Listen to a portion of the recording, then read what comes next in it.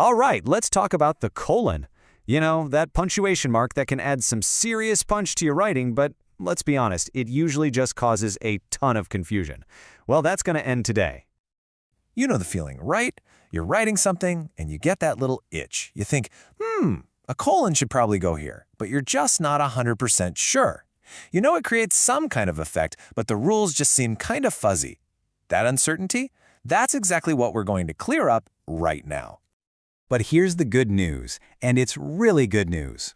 Mastering the colon isn't about memorizing a dozen different complicated regulations. Nope.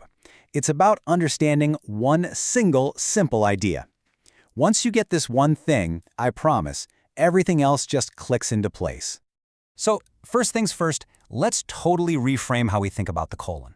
I want you to forget about grammar for a sec, and think about drama. The colon isn't just a little dot-dot separator. It's a signpost. It's like a spotlight operator for your sentence, yelling, "Get ready, here it comes!" It is the official mark of anticipation. Okay, so check out this definition. The key word here, the one I really want you to focus on, is fulfill. The colon makes a promise. The words before it set up an expectation, and the colon is the signal that says, hey reader, the fulfillment of that promise is coming right up, whether it's a description, a list, or an explanation. It controls the flow, creating this perfect, deliberate pause right before the big reveal. Okay, you ready? It's time for the main event. This next slide. This has the single most important piece of information in this entire explainer. Seriously, this is the key that unlocks the whole thing. That's it. That is the whole secret. The chunk of words that comes before a colon has to be able to stand all by itself as a complete thought. If it can't, you can't use a colon.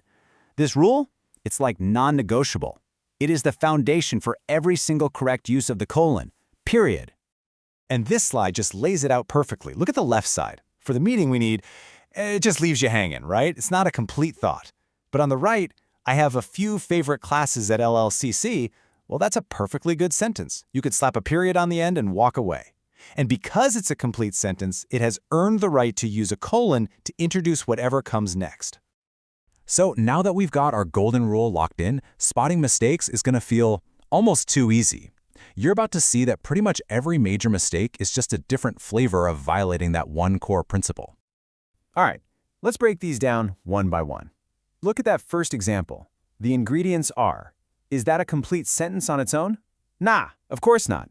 The sentence needs that list to be complete, so the colon is just getting in the way. Same thing for the second one. The phrase such as is already doing the job of introducing the example. And that last one? That's the most obvious violation of all. For the meaning we need is a classic fragment. See? Once you learn to apply that complete sentence test, these errors just jump right off the page. Okay, enough with the don'ts. Let's get to the fun part, what you can do. When you follow the golden rule, the colon suddenly has these three incredible superpowers that can add some serious style and clarity to your writing. So here they are, the colon's three main gigs: kicking off lists, rolling out the red carpet for quotations, and delivering these really powerful explanations. Let's take a look at each one of these superpowers in action. Here we go, superpower number 1. So why does this one get a pass? Well, just test it against the golden rule. I bought breakfast foods. Is that a complete sentence? You bet it is. The colon then delivers on the promise made in that sentence, spelling out exactly what those breakfast foods are. It's a perfect setup and delivery. And superpower number 2? Introducing quotes with some real authority. Notice how the sentence before the colon gives you the full context. It's a complete statement that stands on its own, formally staging the stage for the powerful words about to follow. It gives the quote a sense of weight, a real feeling of importance. And finally, my personal favorite, the colon as an explainer. The first part makes a big claim. The legal standard had been met. The colon basically acts like a big arrow pointing forward saying, and here's why. The second part, the evidence was clear and convincing, directly explains and fulfills the first. It creates this awesome, powerful cause and effect link. Okay, let's level up a bit. Figuring out when to use a colon, an em-dash, or a semicolon can get pretty tricky, mostly because they all create a pause, but they all have totally different personalities and jobs. You know, think of it this way. The colon is the formal butler, politely announcing the next guest. It's structural, it's planned, and it creates a logical sense of anticipation. The em-dash, on the other hand, that's someone bursting into the room unannounced. It's dramatic, it's emphatic, and it often feels way more informal, more conversational.